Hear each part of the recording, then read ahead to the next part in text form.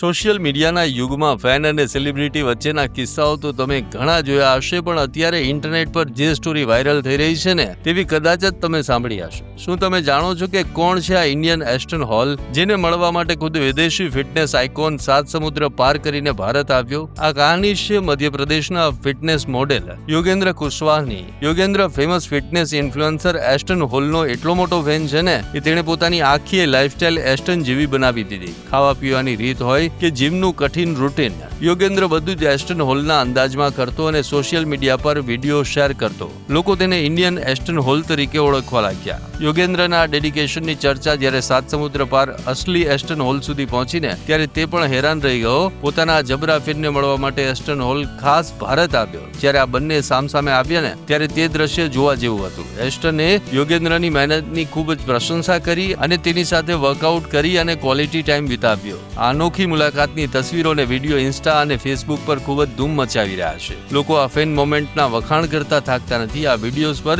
મિલિયન્સમાં likes આવી રહી છે, કારણ કે આ માત્ર મુલાકાત નહોતી, એક સાચા ચાહકની જીત છે.